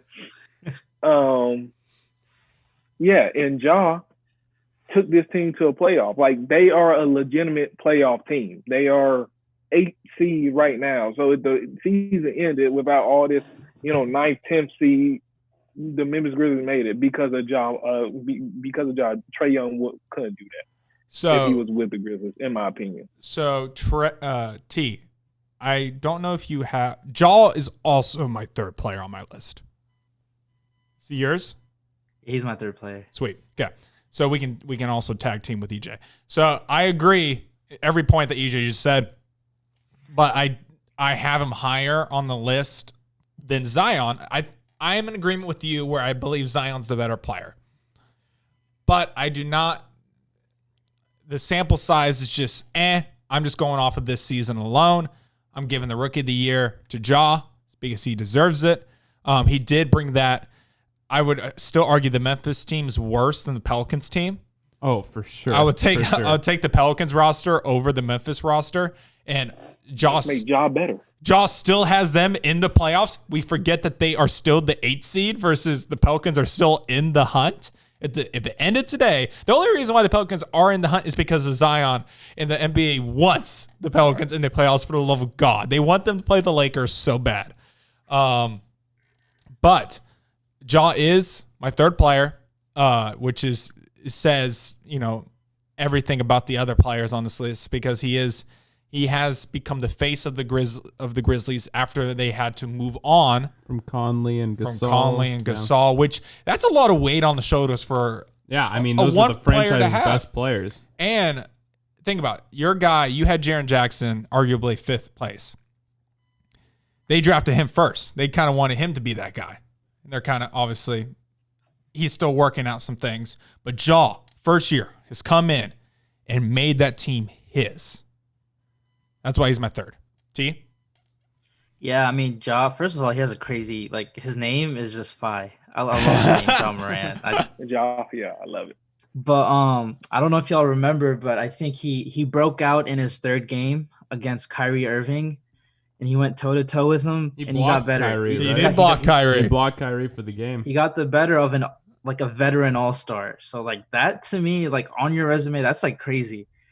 And, like, his fourth quarter performance that game, he had 17 points, game-tying layup. Like, to me, that's, like, all the Game-winning like, block. Exactly. No, exactly. And he's I'm trying to think. I'm pretty sure if you look at clutch scoring, he's 11th amongst all players in the NBA. In clutch time. And yeah. And amongst the freshman class, he leads in points and assists. So, like, for me, that's, like, all you need to, like, put him above. I think Zion doesn't qualify. That's why. Because of the games? Yeah. Well, that's why he doesn't qualify on my list as well. It's crazy to think, though, because obviously Ja was a sophomore leaving college. Yeah. What if he was in the 2018 class? Ooh. Like, where will he get drafted? Yeah. Like, he, instead of getting drafted in 2019 with Zion, he went freshman year. So he would be with Ayton, Jaren, Luka, Trey. Could y'all imagine that? He would have been a steal, too, because his freshman year was like... he probably would have fallen in the draft. Yeah. You would have gotten him really cheap. All right, we're going to move on to my number 2. My number 2 is Trey. I love Trey. I think he fits Atlanta better than my number 1 would have. I think he fits just he's brought a lot of life to this city, especially for the Hawks, who kind of been kind of a boring franchise. So I think that's one of the scenarios where it was a win-win for both teams. Dude can shoot from anywhere on the court, just like EJ said. Yeah. But his defense is lacking. And I don't know if he can fix it just because of his size, which is the sad part. He's not a great athlete either. And he's not a great athlete. He's not explosive. So he can't kill you with speed, but he does kill you with his shot, which is a sniper. And he's creative with his passing. His passing is extremely underrated. He's probably the most talented passer in that class. I do love Trey, but the number 1 player is just... The number 1 player on this list is just leaps and bounds better than everybody. And to me, I mean, I think Zion's going to get the closest. But right now, this guy's going to be running the league for the next 20 years. So, Trey's number 2. EJ, let's go to EJ first. EJ, number 2. Well, at least, y'all know my 5 was 8 and 4 was Trey and 3 was Ja. My 2 was going to be Zion. And because thank God, Zion I thought he was going to say something stupid. Changes. Because he's been throwing curveballs out all day. I thought he was going to say something really stupid, EJ. No, because I agree with you. Ball. I mean, look, he's going to be something. I think LiAngelo is the best ball. But hold on now. No, LaMelo. Hold on. No, LiAngelo. I'm the second brother. Come on, fullback. He can shoot. I'm playing. This is a fullback. Calm down. We all know LaMelo Ball is going to be the better ball. Anyway, Zion Williamson, because the dude can change a whole game. Just like you put him on the court, the Pelicans are a night and day and night different team. Lonzo's a better player, way better player. That connection between him and Zion is a question mark. Yeah, and we have BI, who is to me my most improved player, who has stepped up like crazy this season. Now BI has his other star that's going to take will take his crown soon, which probably already has. And you have, this other play, you got Josh Hart comes off the bench. You got Drew Holiday, who is their leader, their number 1 leader. I mean, that team, as what you said, the Pelicans roster is way better than Memphis Grizzlies roster. but it just tell you how good Ja is. But if Zion played 82 games or he played the 60 games, the Pelicans would have been a 6 seed or a 7 seed, somewhere in there, I believe. Zion he's great. He's not better than the number 1 player, but I think he's better than the other 4 or the other 3 that was said. He has everything. He can score in many ways. So and he can play defense a little bit sometimes. Eldad? Yeah, I think my 2 is Trey, and then my 1's Luka, but I think the gap, like you said, is just massive. Trey's weird to me. It's I mean, like this big. It is weird that the Hawks is a pretty bad roster. They haven't really helped Trey a lot, but he's better. I don't know. I wouldn't say they're a bad roster. They're bad right now. John Collins literally said him and Trey are the best young duo in the league. Yeah, that was wrong. Yeah, I like that duo. I like the duo. They're not the best young duo in the league. No. I'll take Jaylen Brown, Jason Tatum. I'll take Porzingis, Luka. I'll take Simmons and Embiid. Well, I want what's 25 young still? 25 and under? I would hope so. Yeah. 25 young. Okay, 25. Yeah, so I'll still take Ben and Embiid. I mean, like, all right, go ahead. But Trey's weird because his defense is really bad. I'm not sure how much of a leader he is. He's better now than Steph was at that age, but I also can't see Trey. Like, a lot of people make that comparison, but I can't see Trey ever reaching Steph's efficiency just because Trey only shoots like 34% from 3 because he just takes these shots that are like from like the logo, which he has to because, man, I'm not passing it to Reddish or why is Alan he y'all Crabbe. number 2? No, I'll tell you Because why he he's did number average 2. 29 and like 10. I can't really knock that. Wait, he went from 19 points to 29. I have to see a better team around him. I think this year is a big prove it year. He got to score 29. Who's on that team? All right, guys. Hey, man, hold on. John Real quick, we're gonna take a quick break. We'll finish this argument later. All right, we got one. We got. T's got to give his number 2, and then we got our number 1. All right, we'll be right back. Take this moment to like and subscribe, and also follow us on the Instagram and Twitter at Curbside Entertainment and at Curbside Network, respectively. You can also find us on Spreaker, Apple Podcasts, and Spotify. All right, guys, welcome back to X's and O's, Evan and Bros. I'm your gracious host, Evan, and we are finishing up our top 5 NBA players 21 and under. Eldad was telling us his number 2, who is Trae Young, who my number 2 is also Trae Young. EJ had him at 3, right? Oh, yeah, 4. He had him at 4. 4. God, crazy. Eldad, continue your. Look, I haven't seen Ja drop 50 at any point. This man Trae could drop like You don't need to. Well, Trae does. Trae needs to because we were talking about the Pelicans roster is better than the Grizzlies, but the Grizzlies roster is way better than the Hawks roster.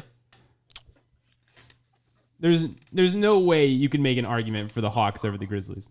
There's no way. There's no way. All right, let's go position wise. All right, Jonas, Clint Capella. Who's better?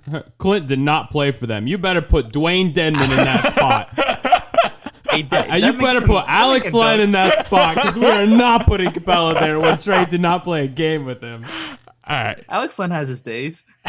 Unfortunately. All right. Fire. Okay. Fair. All right. DeAndre Hunter. And I like is he the 4? I like Hunter. We'll are we saying the 3 or the 4? No, John Collins is. John is the 4. So, all right, John Jaren. John right now. John right now. Yeah. Right now. Yeah. Right? We'll probably, right? Fair right now. Way they was, John was putting up a double-double, 20 points. The 3, put DeAndre. And then, who's the Grizzlies 3? Justin? Well, we're not putting Justice there either. Who's the 3 for the Was Grizzlies? it Dylan Brooks? Is Dylan Brooks not the 2? Dude, I want to say it's Dylan Brooks. Does he play the 3 for him? I feel like there's a in guy 2K. I'm just He's not the 2. thinking about. Maybe Oh, it he's was, the 2 in 2K. was Well, it then we Jay gonna call him Crowder? two. Was it Jay Crowder before they traded him? They did trade Jay Crowder. Garbage. I think that Miami Heat team's kind of trash. A lot of their role players, the people they brought in, the role players, like they want to come off the bench, and like Iggy. I don't think Iggy's what he used to be. I don't think Crowder is anything. All right, we're getting off the topic. Go ahead. All right, but I mean, Ja also has Brandon Clark, and the bench isn't bad. Yes. Ja has more help. There's no. Okay. All right. Because Trey and John Collins get off the court, who's coming on? Like, well, even like Kevin. I'd say, well, let's Jeff Teague. Jeff, hey, okay, hey, Jeff they got Teague. Jeff Teague mid-season too. They had Brandon Goodwin coming off the bench. Oh, Who's man. This is how bad this team who's is. 92 Vince Carter. for the Hawks? Bembry? Bembry? They have Bembry playing. That guy looks like garbage. He looks like straight. He should be playing on like pickup basketball. I seen that guy at my gym. Don't forget Kevin Herter now. I like Kevin. Herter's not bad. I like Kevin. All right, But also, continue. Your this point. year, Cam Reddish was like, I mean, Jordan Poole was the worst player somehow, but Cam Reddish was like maybe the second worst player like for a majority of the season. And then he started picking up the pace. He started playing way better like later on in the season. I think kind of like post All-Star break. But man, he was not helping Trey before that. And then was Collins was he suspended for a number of games this year? Yeah, he was. Yeah. So Trey, poor Trey, he's just such a good passer. I do think that Ja can be better long term. I think he's probably better just because Trey is going to be the worst defender in the league, regardless of anything. That's just the thing. I don't think Trey can't change his defense because I think he puts in effort. It's not an effort problem. No. It's just it's that size, man. I mean, he stands under 6 foot and he's a buck 70, buck 80 maybe. Probably 170 pounds. And these guys are just going to bully him. But that offense. 30 and 10 at age 20. That's what I'm saying. The offense is there. So I'm in agreement with you, EJ. I think Jaw's going to be better. Maybe even next year. He's already better. I don't know. He was better in college. He is better now. Hold on now. He is the better player. All right. He is the better tell player. us why Trey's your number 2. Because I'm just assuming he's your number 2. No, he is my number 2 for sure. You'd have to be crazy to put him at number 1 over Luka. But Trey, Hey, the reason Hawks why did Trey is The Hawks the did do reason it. why Trey is above the reason why Trey is above Ja and the reason why Trey is above Zion is because this man ultimately became like the face of Atlanta at one point. Like you would drive around Atlanta, you'd see his face everywhere. Like in a city where like not a Julio very Jones, face I would want to be seeing everywhere. It's kind of unfortunate. Just saying, not the. no, but I'm just saying like. But Tahsin, that doesn't have to do with basketball. No, I'm getting there. I am getting there, buddy. Like what I'm trying to say Please is get there. if you're having to argue between him and Luke at some point in the year, like who's better, Hey, then the that's Hawks fans are the only ones that argue that. We cannot throw that out there. Okay, but I'm saying like this man has a we know for just because he shoots from the logo and he's hitting at a worse clip than Steph. They're not in the same. Him and Steph, But are his not passing's way better than Steph. Yes. He's got passing. That's true. His passing is there, and after the All-Star game, there was a point when he was like 25 points and almost 10 assists, like average, which is like he's averaging a double-double, which is like good, like in my opinion. And even aside from that, like if we're gonna argue about like Luka being Rookie of the Year, can we not like remember the draft class where it was Joel Embiid, Steph Curry, DeMar DeRozan, James Harden? No, you're just throwing out names, man. What are Blake you? Griffin. Which draft class are you looking at? What are you looking No, at? they were all in the same. Well, same draft Embiid class. wasn't in there. Embiid wasn't in there. Embiid wasn't in there. My bad. I lied about that. It was Griffin, Yeah, Harden, Curry, yeah. DeRozan. and DeMar DeRozan. You know 09. who won Rookie of the Year? Tyreek Evans won Rookie of the Year. Don't slander Tyreek Evans. Yeah. Rookie Tyreek Evans was the For truth. the Kings, Like 25 and 5. the dude was sick. I know, And they but moved I'm him just to the saying, like, 3. I'm just saying I won't tolerate EJ's slander towards Trae Young I think he deserves that number 2 position way more than John Morant does. Way more Hold than on, Zion wait. does. Time out. So you're telling me he's the number 2 on your list because he was face of Atlanta for 1 point, probably for 5 seconds, but for one. No, that's how I started off my point. That's how I started. I mentioned a lot of other things which you clearly did not listen to. You zoned me out. You zoned me out the moment I said Trey was number 2. You zoned me out. You know you did. That's why you're laughing right now. Let them fight. Oh my God! All right, who is the face of Memphis? It's John Morant. Who's the face of New Orleans? Zion. How long have they been the face? Well, hold since on. they got there. No, it's Zion. You don't think it's Drew? Zion is the face. I think Drew Brees Drew's even there. gave him the torch. Drew Brees said, "Here, I don't want it no more because no one likes me." So, Zion is the face of New Orleans. I know, but Atlanta's a bigger city. It's a cultural hub. Toss it. Oh my God! Keep it. It's rap central, bro. It's rap central, and you know that. I don't care if Quavo endorses Trey. That should not be your argument. No, my biggest argument was just the fact that he has the hype and he lives up to the hype. There ain't no one on the team. He has to live up to the hype.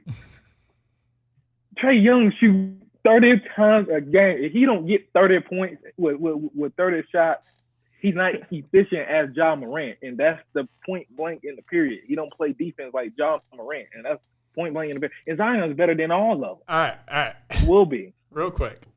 As much as I love this, Tahsin, even I can acknowledge, I think Ja will be the better player than Trey. Eldad, do you also agree? Maybe. I have to see Trey this year. If he ups his efficiency, if he ups his assists with an actual player. I was there for his game against the Miami Heat where he put up 50 points. He went off. And he was pretty efficient that game too. And I'm saying, like, if he can develop that shots like that can be developed. Steph Curry developed that shot. All right, wait. Trey doesn't need to develop his shot. He just needs to take better shots, which will happen if he gets like actual players around him. Like if Reddish, Hunter develop, and then Herter develops a little more. Collins is pretty much, I think, what he's going to be. Probably. And then I want to see him and Capella in the pick and roll. I have to see it. All right. So no, I don't like agree. Saying James Harden is a top 5 player in the NBA because James Harden knows how to score. James Harden is a top 5 player in the NBA. Wait. EJ, EJ. I hate James Harden, but I'd still put him top 5. James Harden is a top 5 player in the NBA. No, there is 7 players better than James Harden. What? 7.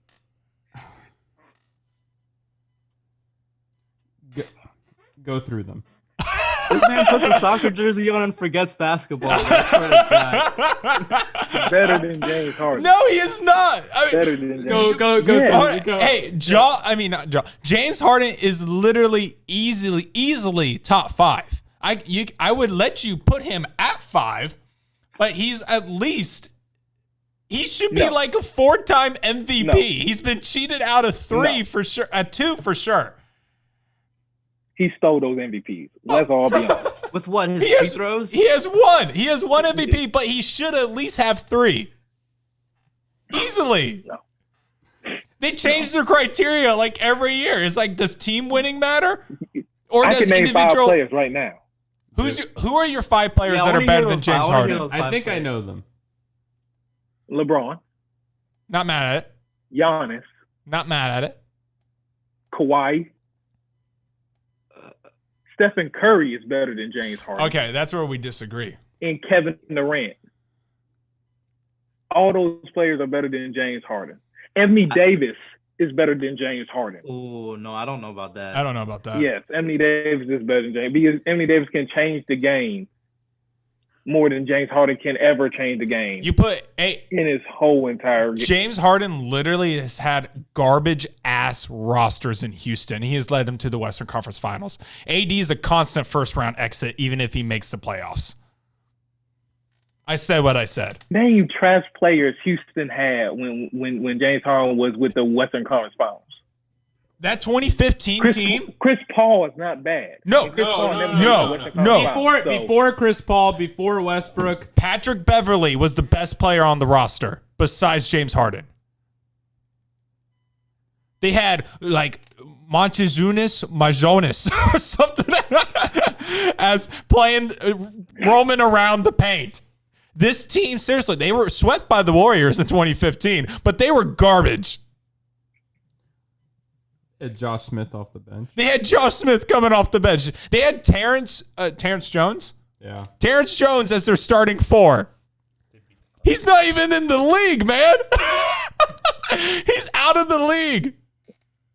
I'm great. I'm glad you put that one season of James. I don't get why Curry is better than Harden. I think Curry and Harden is really close. I think it's super close. I think Harden is a better passer and averages more points. I don't care if he averages more points. If Steph put up 40 shots a game, he could average more points. Steph's efficiency is unreal. In that Trailblazers series, Steph averaged 40 points a game, which was, I think, the second most points in like a 4-game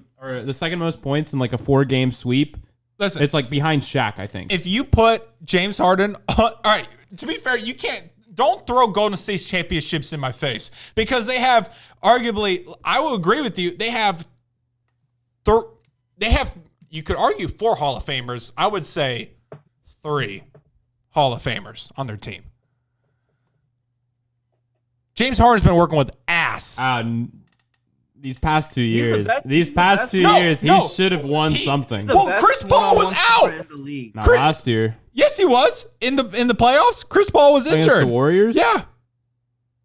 No, they had a full roster last year. Chris injured his hamstring. He was out. No, that was 2 years ago. No, that was last year when they had him on the run because the freaking what's his face? Because Kevin Durant was out. They didn't have him on the run. Warriors had them on the run. No, Houston had that series. And they blew it. Yeah, no, Houston blew it. Not a chance. Not a chance. Not a chance. All right. I know we're talking about top 5 players under 21, and I'm so sorry. But, yes, I can see the argument between Steph and James is close. I'm not mad. Steph has had a greater impact on the game than James Harden has. Okay? He's been more influential with the way the game has changed. But you put James Harden on those championship teams. They don't win. They're with not winning. Klay Thompson, Kevin Durant. They're not winning. It doesn't fit. He's not passing the ball. It doesn't fit. No, Eldad's right on that point. Winning. It doesn't fit. But James Harden, to me, is a better player than Curry. Drawing fouls is a part of the game. It is a part of the game. And I think James Harden he's not getting those calls in the playoffs.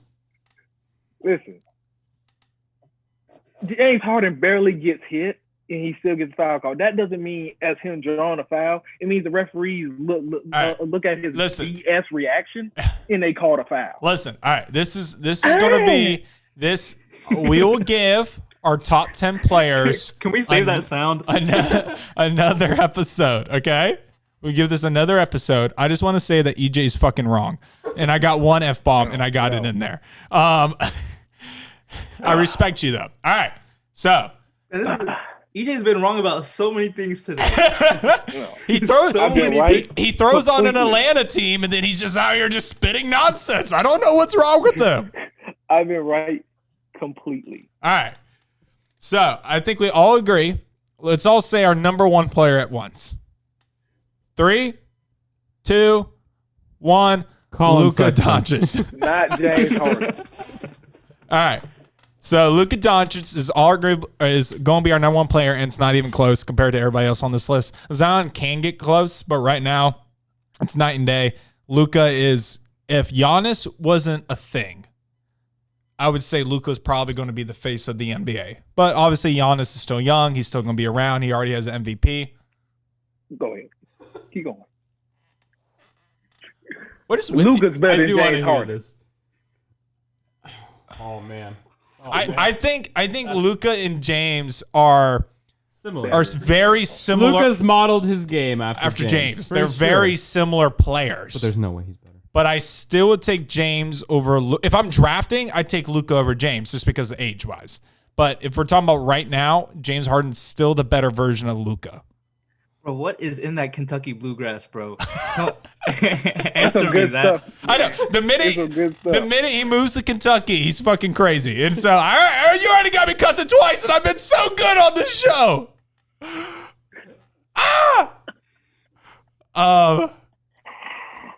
But Luka is the best player that is 21 and under. He turned 21 this year. That 2018 class, he was a number 3 pick. Hawks traded out of it.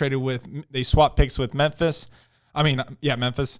Mavericks. Yeah. They swapped picks with the Mavericks. I think it worked out for both franchises. Yes, I think Atlanta, if they were like, could we have Luka? They would probably take Luka. But I think Trey fits the culture in Atlanta. I think he has fed off their energy, which is nice. And then I think the combination of Porzingis and Luka is going to be one that I think is probably better than Ben Simmons and Embiid.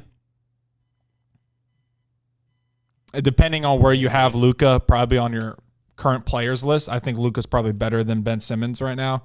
You would say Joel's better than Porzingis, but I think I have Luka's a borderline top 5 player. I think Embiid's kind of fallen off in my eyes just a little bit this year, and I love Embiid. I'm a big supporter. You guys saw I had them in my top 5, so I love the 76ers. I don't know why, but yeah, I think Luka has the chance to be the face of the NBA. He will be a future MVP holder, and I think he has that it factor. He has that thing. He has that thing that's going to get him a chip. That James Harden apparently doesn't have. But that doesn't mean I don't think James Harden's better. I think he still is better right now. I think next year, though, that's going to change, though. I think Luka's easily next year a top 5 player. I think I have Luka sitting like at 6 or 7, right outside. Yeah, right now, right outside. You could probably ask all the NBA teams who they would draft. But that's a different question, though. That's but like term. I'm just saying. All right. And what wonderful things do we have to say about Luka? Who wants to go first? I want to hear EJ. You know what's funny? This next segment was only supposed to last like another like 20 minutes or another like 15 minutes, but we're this is taking up a full. This is gonna be a 2-hour episode, and I'm so sorry. Go EJ. Luka's great. He does many things better than James Harden. Name them. And that's just the truth. He's a better scorer than James Harden, in my opinion. He can score in multiple ways, and he can step back just like James Harden. But James Harden does it, pushing off. If we look at the highlight, James Harden travels. James Harden does all these illegal moves, and he just gets away with it. And we're saying he's a top 5 player in the NBA. All right, done talking about James Harden. What did he do to you? Is there like a personal thing? Like look, I don't like the Rockets. That's just a. Oh, I see. The truth comes out. The truth comes out. I don't like the Rockets. I like James Harden. I think James Harden is a great player. I think he's just an offensive player. When have you ever seen James Harden play defense? Hey, his post defense is great. Not that matters much for guards, but it does on the Rockets. Well, now because he's matching up against 4s. His post defense is elite. It's like top 10 in the NBA, as stupid as that is. I'm telling you. Yeah. He's a better defender than Steph. Defense. He's a better defender than Steph? Yeah. I don't think you can compare it to. I think they're both trash defenders. But Steph got rings, and that's all that matters. So, well, if that's all that matters, is MJ better than LeBron? Yeah, Michael Jordan's better than LeBron. Oh, No, he's right. He's right. All right, we're not going to start this debate. Michael Jordan is better than till LeBron wins two more rings with the Lakers, or he ties Michael Jordan, which I guess he got to win 3 more if I remember. Yeah, he's 3 and 6. He will be better than Michael Jordan. 3 and 7 sounds terrible. 6-0 in the finals, like that's kind of tough. It's perfect. That's tough. So Yeah. is Bill Russell better than MJ? MJ is the greatest of all time. Okay. You said rings matter. Even though so Bill Russell got a bunch of rings on his fingers, but he's got one on his toe, I think. Yeah. Shut up. He's got 11. He's so right. I'm He's right. So yeah, I mean MJ did something that no other player did. He changed. He absolutely changed the league. Something y'all said Trae Young is going to do, which I didn't say that. know. I think That has to be dropping. Tahsin. I That's said Tahsin. I said Steph changed the game. I didn't say Trae. Yeah, because I never know somebody that just got dogged on and they're the second best player under 22. Like 21. y'all dog. He's not athletic. He don't play no defense. But Why are we? This is supposed to be talking about Luka. from Why are we back on the Georgia. Trae thing? Why are we back on Trae? Because he's hurt. He's hurt.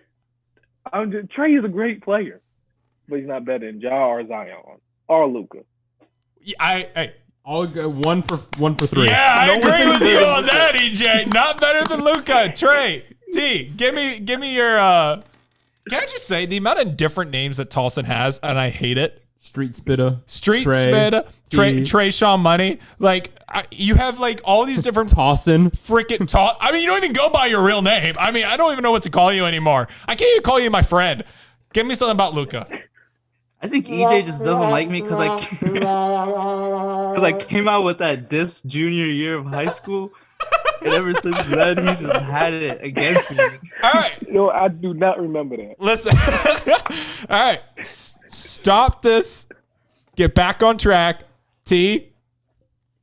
No, Luka's number 1 because of his consistency. That's That's like, the simple. only reason why. No, like every other reason why, but the biggest thing like that sets him apart from like He's Trae, efficient. Trae isn't Luka because Trae wasn't able to be He's not that efficient. He's not efficient at all. consistent throughout the whole year. And like the whole, if you bring up stats and everything, the points per game, rebounds per game, field goal percentage, 3-point percentage, rebounds, or what's it called? Yeah, I already said rebounds per game, but like, yeah, like Luka overall is just like, I think there was probably at some point in the season when you might have argued for it as a Hawks fan, I guess, but like now it's like without a doubt, it's like Luka. Like I don't know how you could argue. He's anyone averaging else. 38 and 8. Is that right? He's averaging 29, 9, and 9, basically, which is when LeBron was doing this, everybody was like, MVP. He didn't win the MVP, but MVP. It is, and he's doing this in the guard position. He's not really, he's playing the 1 really for them. He's a point forward, I would say, because he has the size. He's like, 6'7", so around there. But again, what he's doing, he just affects every aspect of the game, and that's what it takes to be a top 5 player. I think you need to be 2 ways, not just one. So want to talk about Luka? It's your turn. Sick. He's sick. So good. If there was any, well, I don't know. I would Not better than Harden. Not yet. EJ next year, for sure, probably. Just right now, James Harden's just on a different level for me. Wait. Where do you have Luka in your top 10? Where do I have Luka in my top 10? If he's above Harden. Yeah, yes. So that means he'd be like 7. I can't believe you have Harden at like 8. What has Harden done? 6 I would be fine with. 8? It's low, It's man. pretty low. It's like it's almost like he like stole you a girl or something. Like now you have like something against them and like. Look at this man talk. So I would say you probably have, not you. I'm not saying you. I'm just saying I would have LeBron, not in any order. This is no specific order. We'll do our top 10 later. This is just 5. LeBron, I would have Giannis. If KD is KD, This kind of sounds like it's in order. no, it's not. It's not. It's not in order. It's not in order. I mean, that's what I'd have it at. If KD is KD, KD has to come back as KD. Harden and Kawhi is in my 5. You saying okay. It wasn't in order. Okay.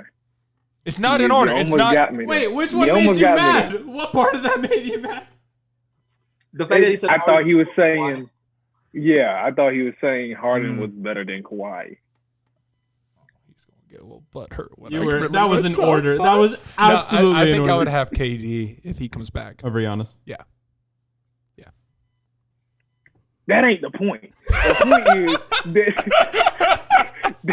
that you said Harden first and Kawhi named second. Harden is better than Kawhi.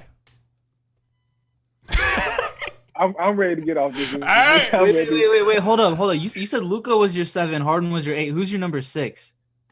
AD. Probably. Like Anthony Davis. Yeah. Yeah. I would have AD as my 6. I'm with you, EJ. Or well, somewhere around there. We agree. So Evan, you wouldn't even have We Steph agree. Curry in your top 7. Don't you say Luka over Steph? No, I'd probably have Steph at 7 and then Luka probably at 8. Y'all, we're blessed with so many talented players in the NBA. Let's just be like, can we just appreciate that? I mean, it is Yeah. the NBA. They're the best players in the world. Well, yeah, but like Yeah. we're not like saying, oh no, we can't put him in there. He sucks. We're having problems putting everybody in the top 5 because we're thinking of reasons why they're so great. Well, yeah, I think it's easy to rank these guys than like NASCAR drivers, but there's the reason why it's the NBA. What? All right. That's episode 8 of Exodus with Evan and Bros. I'm your host, Evan. Joining me today was EJ, Eldad, and T. Hey, hit that outro, Eldad.